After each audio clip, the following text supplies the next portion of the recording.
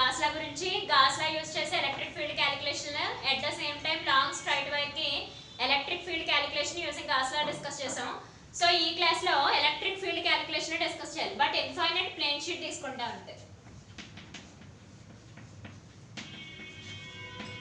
Electric field capital E of an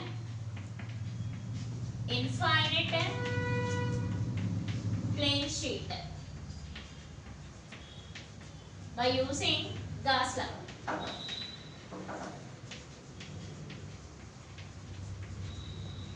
so gas law use చేసుకొని infinite plane sheet కి electric field calculation చెప్పాలి. First ముందు gas లా ఏంటి, equation ఒకసారి reminder చేసుకున్నట్టయితే flux phi is equal to surface integration E dot ds that will be equal to charge q by epsilon naught. So last లో చెప్పుకున్న ఏమని, electric flux phi is equal to surface integration E dot ds is equal to q by epsilon naught. So ఇక్కడ E అంటే మనకి electric field. So ఈ equation ని use చేసుకొని మనం ఎలక్ట్రిక్ ఫీల్డ్ క్యాలిక్యులేషన్ చేసాం. సో స్ట్రైట్ వైర్ కి electric field calculation చూసాం. సో ఈ కేసులో ఇన్ఫైనైట్ ప్లేన్ షీట్ కి ఎలక్ట్రిక్ ఫీల్డ్ క్యాలిక్యులేషన్ చూడాలి. సో కానీ ఈ ఈక్వేషన్ ముందు మనకి తెలియాలి, ఆ ఈక్వేషన్ లాస్ట్ చెప్పుకుంది. సో ఒక ఇన్ఫైనైట్ ప్లేన్ షీట్ ని డ్రా చేద్దాం.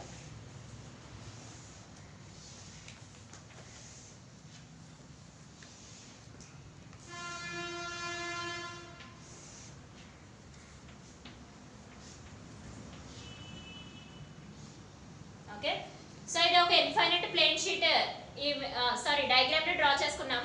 సో ఇక్కడ చార్జెస్ అనేవి అక్యుములేట్ అవుతాయి అన్నమాట. చార్జెస్ అనేవి ప్లేస్ చేస్తున్నాం. సో యూనిఫామ్ గా చార్జెస్ డిస్ట్రిబ్యూషన్ అనేది జరుగుతుంది. సో నేను ఇక్కడ పాజిటివ్ చార్జెస్ ని ప్లేస్ చేసుకున్నాను. ఓకే, సో ఇక్కడ పాజిటివ్ చార్జెస్ ప్లేస్మెంట్ జరుగుతుంది.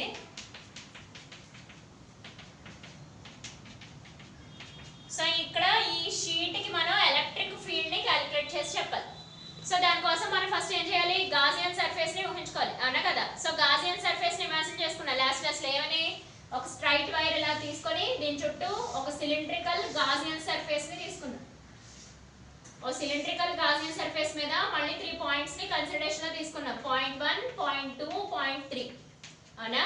సో ఈ విషయం లాస్ట్ లో ఆల్రెడీ డిస్కస్ చేసుకుంది. సో ఇక్కడ కూడా అంతే, ఒక గాసియన్ సర్ఫేస్ ని ఇమాజిన్ చేసుకోవాలి. సో అక్కడ 3 పాయింట్స్ మళ్ళీ కన్సిడరేషన్ లో తీసుకొని వాటి నుంచి ఎలక్ట్రిక్ ఫీల్డ్ క్యాలిక్యులేషన్ చేయాలి బై యూజింగ్ ఈ formula. Flux phi is equal to surface integration E dot ds is equal to charge q by epsilon naught. So ఇప్పుడు ఇక్కడ గాసియన్ సర్ఫేస్ ని డ్రా చేసుకుందాం. సో ఇక్కడ గాసియన్ సర్ఫేస్ ని draw చేసినట్టయితే, so ఇక్కడ గాసియన్ సర్ఫేస్ ని డ్రా చేస్తున్నాను.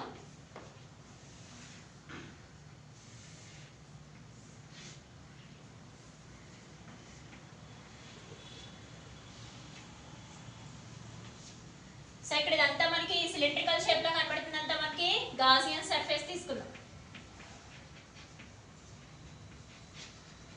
సో లాస్ట్ లాగే సేమ్. సో అక్కడ వైర్ చుట్టూ తీసుకుంటే ఇక్కడ మిడిల్ లో కన్సిడరేషన్ లో తెచ్చుకుంటాం అంతే. సో సిలిండ్రికల్ గాసియన్ సర్ఫేస్ ని తీసుకుంటాం. సో ఈ సిలిండ్రికల్ గాసియన్ సర్ఫేస్ మీద మళ్ళీ సేమ్ లాస్ట్ లాగే 3 పాయింట్స్ కన్సిడరేషన్ లో తీసుకోవాలి. ఫస్ట్ మిడిల్ లో ఒక పాయింట్, ఈ ఎండ్స్ లో ఇది ఫస్ట్ పాయింట్ అనుకుంటే ఇది సెకండ్ పాయింట్, ఇది వచ్చేసి థర్డ్ పాయింట్. ఇక్కడ ఫస్ట్ పాయింట్, ఇక్కడ సెకండ్ పాయింట్, ఇక్కడ థర్డ్ పాయింట్, అలా 3 పాయింట్స్ ని కన్సిడరేషన్ లో తీసుకుంటాం. సో 3 పాయింట్స్ లో కూడా ఇక్కడ ఈ డిఎస్ పారలల్ గా ఉన్నాయి, పర్పెండిక్యులర్ గా ఉన్నాయి, డిస్కస్ చేసుకోవాలి. సో ఈ పాయింట్ కి వచ్చేటప్పటికి ఎలక్ట్రిక్ ఫీల్డ్ డిఎస్ అంటే సర్ఫేస్ ఏరియా రెండు కూడా పారలల్, మెయింటైనింగ్ ఎన్ యాంగిల్ 0 degrees. సో రెండు కూడా మనకి పారలల్ లో ఉండి యాంగిల్ 0 degrees లో ఉంటాయి. ఓకే, ఈ మిడిల్ కి వచ్చేటప్పటికి అంటే సెకండ్ పార్ట్ దగ్గరికి వచ్చేటప్పటికి ఈ డైరెక్షన్ ఎలా ఉంటుంది అంటే ఎలక్ట్రిక్ ఫీల్డ్ డైరెక్షన్ ఎలా ఉంటుంది, so DS direction up side ఉంటుంది. సో ఈ కి డిఎస్ కి మధ్య యాంగిల్ మనకి 90 degrees లో ఉంటుంది. ఓకే, ఈ కి డిఎస్ కి యాంగిల్ మధ్యలో మనకి 90 degrees లో ఉంటుంది. సో మళ్ళీ థర్డ్ పార్ట్ కి వచ్చాం. సో థర్డ్ పార్ట్ లో ఈ డిఎస్ రెండు సేమ్ డైరెక్షన్ లోకి వెళ్తాయి. సో ఈ డిఎస్ కూడా సేమ్ డైరెక్షన్ లోకి వెళ్ళి 0 degree యాంగిల్ ని మేక్ చేస్తూ ఉంటాయి. సో అంటే ఈ రెండు మనకి పారలల్ గా ఉన్నట్టు అర్థం. ఓకే, సో ఒక మళ్ళీ ఒకసారి రీకలెక్ట్ చేసుకున్నట్టయితే ఒక ఇన్ఫైనైట్ ప్లేన్ షీట్ తీసుకున్నాం. సో ఇన్ఫైనైట్ ప్లేన్ షీట్ లో చార్జెస్ అనేవి అక్యుములేట్ చేసాం. సో చార్జెస్ ని ప్లేస్ చేసాం. సో పాజిటివ్ చార్జెస్ ని తీసుకున్నాం. సో ఒక గాసియన్ సిలిండ్రికల్ గాసియన్ సర్ఫేస్ ని ఊహించుకున్నాం. సో దాన్ని 3 పార్ట్స్ కింద డివైడ్ చేసాం. First point, middle, second point and third point. So ఈ పాయింట్స్ లో ఈడిఎస్ డైరెక్షన్స్ తీసుకున్నాం. సో ఇక్కడ ఈడిఎస్ రెండు పారలల్ డైరెక్షన్లు ఉంటాయి, మెయింటైన్ యాంగిల్ 0 degrees. సో ఇక్కడ మిడిల్ కి వచ్చేటప్పటికి ఈడిఎస్ రెండు పర్పెండిక్యులర్ డైరెక్షన్లు ఉంటాయి, maintain angle 90 degrees. So end కి వచ్చేటప్పటికి ఈడిఎస్ రెండు పారలల్ డైరెక్షన్ మళ్ళీ మెయింటైన్ యాంగిల్ 0 degrees ని మెయింటైన్ చేస్తూ ఉంటాయి. సో ఇన్ఫైనైట్ ప్లేన్ షీట్ అన్నాం కాబట్టి దీనికి లెంత్, బ్రెడ్త్, హైట్ ఏం డిస్కస్ చేయలేము, ఎందుకని since it is a infinite plane sheet కాబట్టి. అవునా కదా? So it is a infinite plane sheet కాబట్టి వాటి పర్టికులర్ లెంత్ ఎంత, దాని పర్టికులర్ బ్రెడ్త్ ఎంత, దాని పర్టికులర్ హైట్ ఎంత చెప్పలేము. జస్ట్ ఏరియా అంటే క్యాపిటల్ ఏ అని, వాల్యూమ్ అంటే వి అని తీసుకుంటాం అంతే అసంప్షన్స్ కింద. ఓకే, ఎందుకని అది ఇన్ఫైనైట్ ప్లేన్ షీట్ కాబట్టి.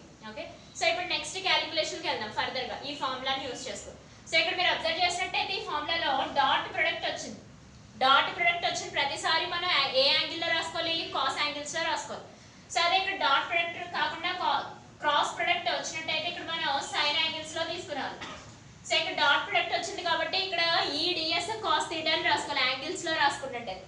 సో అప్పుడు ఈ ఫార్ములా ఇలా చేంజ్ అవుతుంది. Flux phi is equal to surface integration. So ఈ సర్ఫేస్ ఇంటిగ్రేషన్ కోసం లాస్ట్ లో క్లియర్ గా డిస్కస్ చేస్తాం.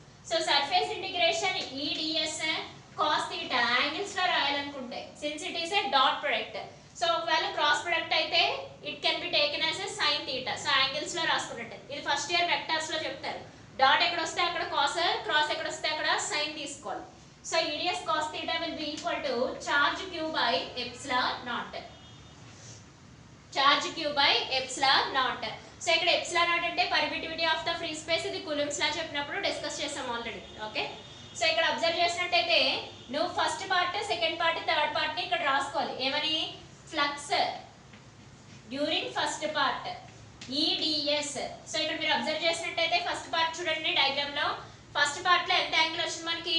0 degrees. సో ఇక్కడ cos 0 degrees plus second part observe చేయాలి.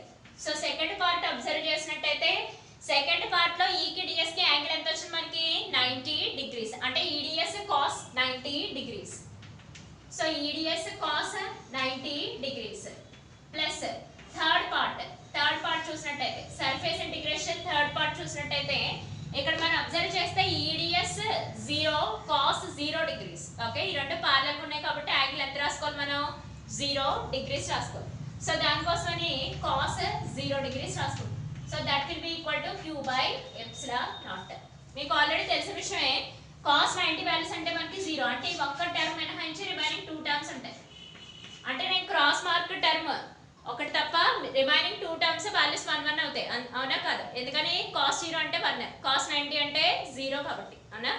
సో ఇక్కడ ఈ 2 టర్మ్స్ మిగులుతాయి. అంటే ఫస్ట్ పార్ట్ ఉంటుంది, థర్డ్ పార్ట్ ఉంటుంది, రిమైనింగ్ సెకండ్ పార్ట్ వాల్యూస్ మనకి జీరోస్ అవుతాయి. సో అప్పుడు మోడిఫికేషన్ చేసుకోవాలి ఇలా. సో డిస్కస్ చేద్దాం. అది ఒకసారి అబ్జర్వ్ చేసినట్టయితే సో 2 పార్ట్స్ లోనే మనకి వాల్యూస్ అనేవి వస్తాయి. రిమైనింగ్ సెకండ్ పార్ట్ లో మనకి వాల్యూస్ 0. ఎందువల్ల? ఈకి డిఎస్ కి మధ్య యాంగిల్ 90 degrees మేక్ అవుతుంది కాబట్టి. ఓకే,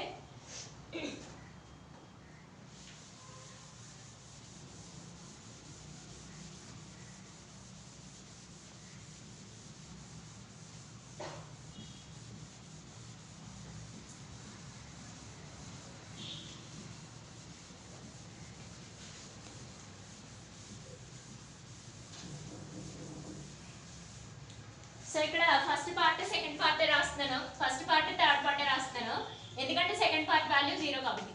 సో ఈడిఎస్ ప్లస్ ఇక్కడ ఫస్ట్ పార్ట్ మిగిలింది.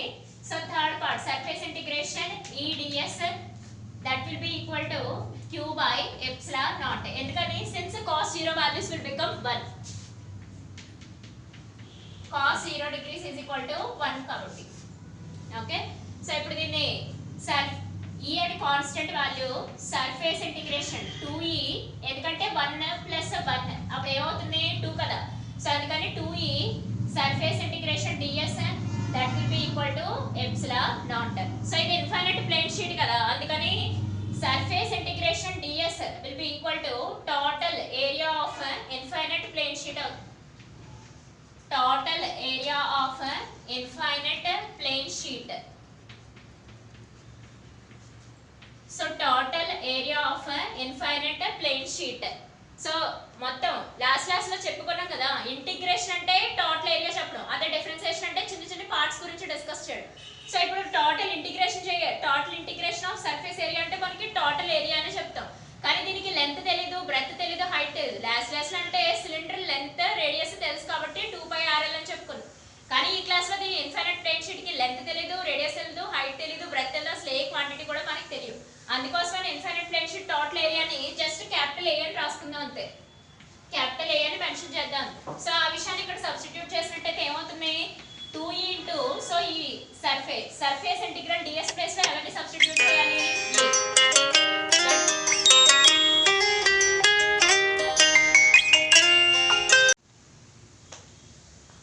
సో ఇక్కడ సర్ఫేస్ ఇంటిగ్రేషన్ ని total area of the plane sheet capital A అని రాస్తాం. సో అదే విషయం ఇక్కడ సబ్స్టిట్యూట్ చేస్తాం, 2 into capital E into A. Okay, that will be equal to charge Q by epsilon not.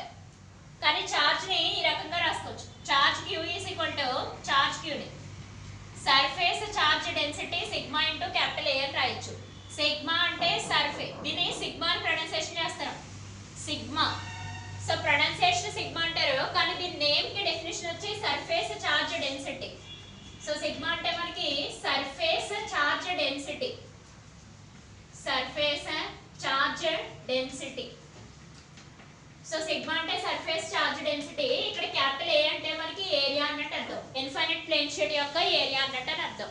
Surface charge density అంటే last లో line charge density lambda అని చెప్పాం కదా, సేమ్ అలాంటిదే.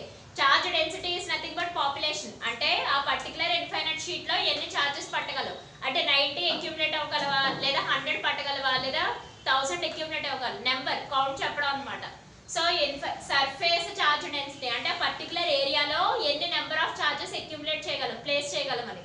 సో 100 అనుకో, వాటి number surface charge density sigma 100 అవుతుంది. అదే 1000 అయితే 1000, 1 lakh అయితే 1 lakh, 2000 అయితే 2000. సో నెంబర్ గురించి డిస్కస్ చేయడం అనమాట. Charge density is nothing but population అని అర్థం, జనాభా పరంగా తీసుకున్నట్టయితే. సో అది లాస్ట్ లో డిస్కస్ చేసాం. సో అదే మళ్ళీ ఇక్కడ ఒకసారి రిపీట్ చేస్తాం. లైన్ చార్జ్ డెన్సిటీ అంటే పర్టికులర్ లెంత్ లో ప్లేస్ చేయడం, సర్ఫేస్ చార్జ్ డెన్సిటీ అంటే పర్టికులర్ ఏరియాలో ప్లేస్ చేయడం, ఎన్ని నెంబర్ ఆఫ్ చార్జెస్ దాంట్లో అక్యుములేట్ అవ్వగలరు, నెంబర్ కౌంట్ చెప్పడం. ఓకే, సో దాన్ని సిగ్మా అని ప్రొనౌన్సియేషన్ చేస్తారు. డెఫినిషన్ పరంగా అది surface charge density. Okay, so Q place లో దాన్ని ఎలా రాసుకోవాలి, సిగ్మా ఇంటూ ఏ అని రాస్తాం. సో అదే విషయం ఇక్కడ సబ్స్టిట్యూట్ చేసినట్టయితే ఈక్వేషన్ ఇలా చేంజ్ అయిపోతుంది. ఎలా, so 2 into capital E into A, Q place లో sigma into capital A by epsilon naught. So ఇక్కడ ఏ క్యాన్సిల్ అవుతుంది, కానీ మనం క్యాలిక్యులేట్ చేయాల్సిందల్లా ఎలక్ట్రిక్ ఫీల్డ్ క్యాలిక్యులేట్ చేయాలి. సో ఇక్కడ E will be equal to, so 2 into A, sorry ఇక్కడ A cancel అయిపోయింది కాబట్టి ఇక్కడ 2 మల్టిప్లికేషన్ లో ఉంది అవునా.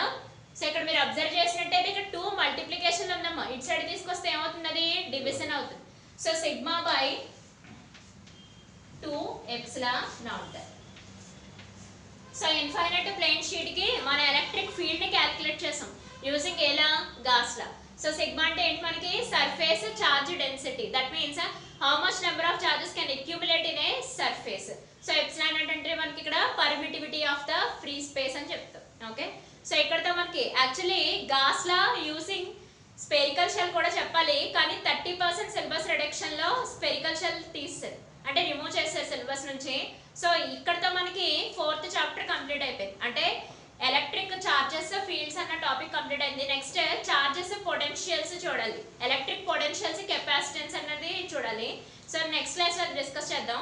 సో ఇప్పటి వరకు అయిన టాపిక్స్ ఏంటంటే ఫస్ట్ ఇంపార్టెంట్, చార్జెస్ అంటే like charges repel each other, unlike charges attract each other అనేది ఒక ఇంపార్టెంట్ పాయింట్.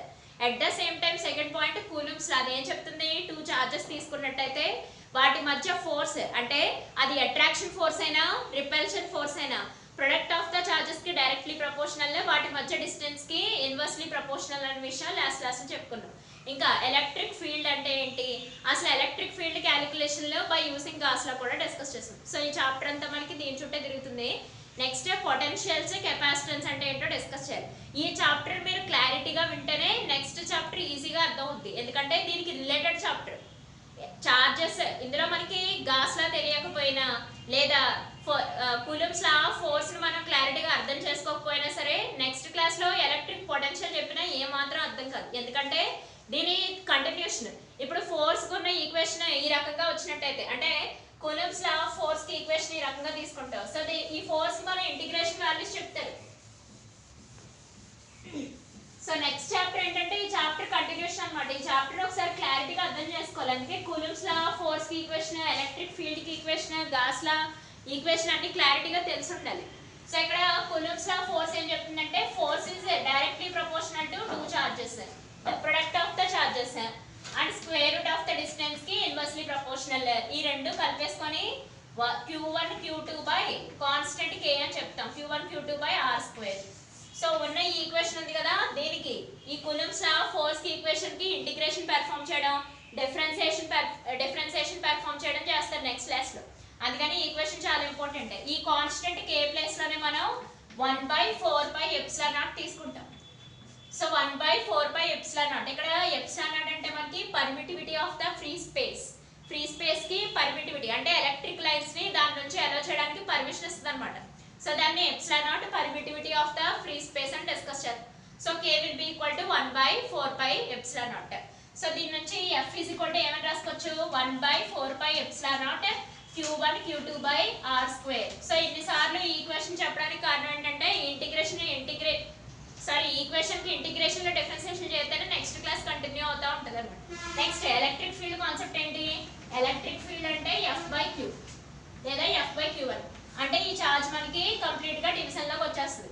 అంటే electric field is equal to 1/4πε0 ఎలా రాయొచ్చు, q2 బై r స్క్వేర్ అని రాయొచ్చు. ఇదంతా ఎలక్ట్రిక్ ఫీల్డ్ కాన్సెప్ట్. ఇది ఆల్రెడీ ఒక్కొక్కటి క్లియర్ గా లాస్ట్ క్లాస్ లో డిస్కస్ చేసాం.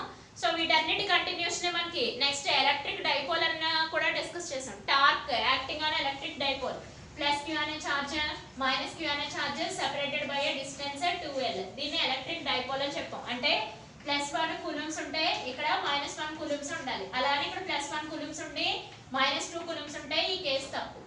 అర్థమైందా? +1 కూలమ్స్ చార్జ్ కి యూనిట్స్ కూలమ్స్ అమ్మా. అది యూనిట్స్ విషయం కూడా ఈ ఫస్ట్ క్లాస్ లో చెప్పాం. చార్జ్ ని స్మాల్ q అనే లెటర్ కానీ క్యాపిటల్ q అనే లెటర్ తో కానీ డినోట్ చేస్తారు చార్జ్ ని. ఇదంతా బేసిక్స్ లాస్ట్ క్లాస్ చెప్పిందే మళ్ళీ ఒకసారి చెప్తున్నా అంతే. ఎందుకంటే నెక్స్ట్ క్లాస్ లో ఇవన్నీ తెలియకపోతే కష్టం. మళ్ళీ చార్జ్ q అంటే క్యాపిటల్ Q అన్న చార్జే, స్మాల్ q అన్న చార్జే. అది మనకి గ్రూపింగ్ ఆఫ్ ఎలక్ట్రాన్స్ అంటే చార్జ్ అని అర్థం.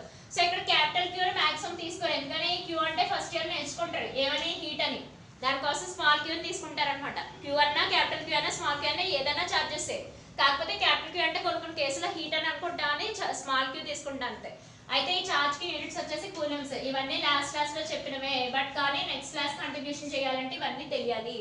సో కూలమ్స్ ఈ సి అని ఎక్కడ కనపడినా మీకు ఏదో అనుకోకండి, డిగ్రీ సెల్సియస్ వేరు. మా డిగ్రీ సెల్సియస్ అంటే టెంపరేచర్ ని కొలిచేది. ఓన్లీ సి కనపడితే మీకు అక్కడ కూలమ్స్ అని అర్థం. అంటే అక్కడ మీకు ఏమున్నాయి, ఎలక్ట్రాన్స్ ఉన్నాయని అర్థం. ఫస్ట్ ఇయర్ కెమిస్ట్రీలో ఎలక్ట్రాన్స్ నేర్చుకున్నారు కదా, అదే ఇక్కడ మళ్ళీ కనపడుతుంది అంతే. మా క్లారిటీ వచ్చిందా? సరే ఒకసారి చూసినట్టయితే ఎలక్ట్రిక్ డైపోల్. సో +q అనే చార్జ్ -q అనే చార్జ్ సమ్ 2l అనే డిస్టెన్స్ తో సెపరేట్ అయితే దాన్ని ఎలక్ట్రిక్ డైపోల్ అంటాం. So electric dipole axial line మీద ప్లేస్ చేసినప్పుడు ఎలా ఉంటుందో డిస్కస్ చేసాం. ఈక్విటోరియల్ లైన్ మీద ప్లేస్ చేసినప్పుడు ఎలా ఉంటుందో డిస్కస్ చేసాం. సో ఈక్విలేటరల్ ట్రయాంగిల్ లో ఎలక్ట్రిక్ ఫీల్డ్ క్యాలిక్యులేషన్ చేసాం. At the same time axial line లో ఎలక్ట్రిక్ ఫీల్డ్ క్యాలిక్యులేషన్ కూడా చేసాం. దీనికి టార్క్ వాల్యూస్ కూడా చెప్పాం. Torque T equal to force into perpendicular distance అని P ఇంటూ సైన్ థీటా అని ఇవన్నీ డిస్కస్ చేసుకున్నాం. So last class. సో ఈ టార్క్ క్వశ్చన్ కూడా చాలా ఇంపార్టెంట్. దీనికి కంటిన్యూషన్ క్వశ్చన్ నెక్స్ట్ క్లాస్ లో వస్తుంది అనమాట. అందుకు ఈ చాప్టర్ ఒక క్లారిటీ తెచ్చుకున్నట్టయితే నెక్స్ట్ చాప్టర్ మీకు ఈజీగా అర్థం అవుతుంది.